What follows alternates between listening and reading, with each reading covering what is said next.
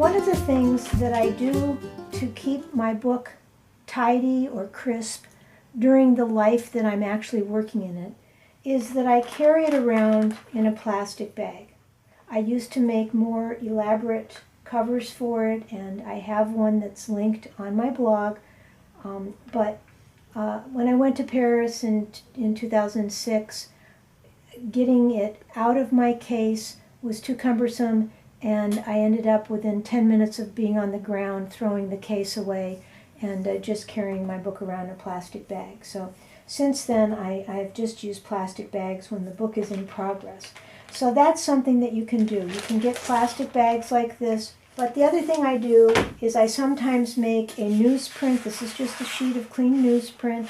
I make a newsprint cover for my book. It's like what many American children did during their childhood when they were given textbooks and they wanted to keep them neat and tidy.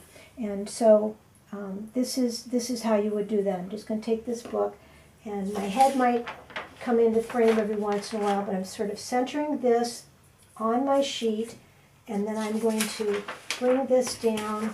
I know that it's about a third, so I'm just going to make a little crease there to help myself. I'm trying not to hit the camera stand as I do this. Okay. You want this to not be more than a third. This is actually going to be too much fold. This sheet was too deep because there's going to be too much bulk when I fold this one up. So for purposes of argument, we'll just pretend that I only folded it down to about there so that it's less than half the height of your book. Now you want to have this up at the top. I can feel this just slightly beneath the fold because you want a little space for this to go into the jacket. And then I'm going to fold this up here, put a little crease there, and then I'm going to fold this over to that crease. And you can fiddle with this a little bit. Again, you won't have to work around a camera, so that'll be a big help to you.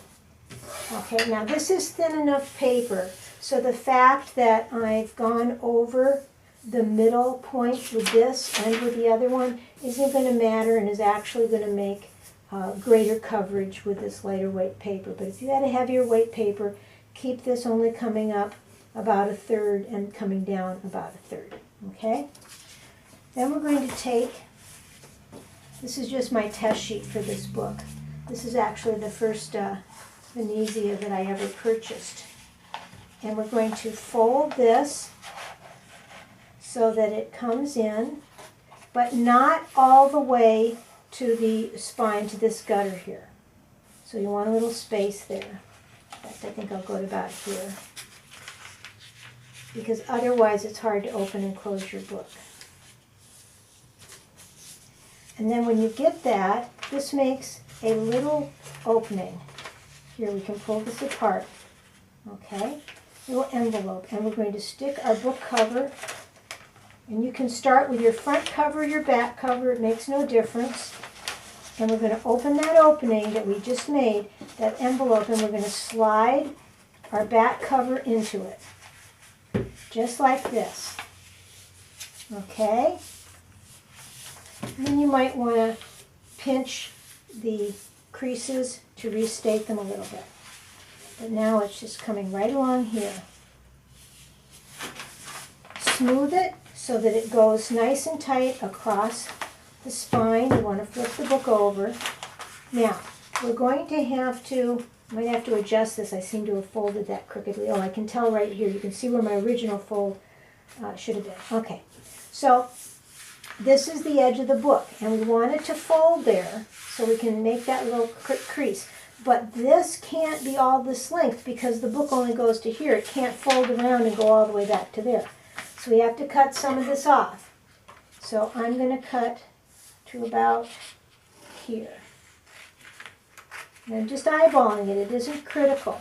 If you do this all the time and you always use the same size book, you might want to take the time to start measuring and setting up some parameters for yourself. but it isn't that critical for me, okay? Now I'm going to open this up, and again, I'm going to see this little envelope that we've made right here. And that's what I have to ease my book cover into. And your book cover may have to bend a little bit like this. Be very careful so that you don't crack your spine, and you don't want to tear this area by putting too much force on all of this. But you do need to hold it at an angle until you can ease it in there all the way to that crease. And I'm not quite there yet. Of course, it's easier to do when you're not trying to get away in the way of the cover, or the camera. Okay, here we go. Good. So, there we are. We can close it. And now you have a nice paper cover. Sometimes it may buckle out a little bit. We can fix that.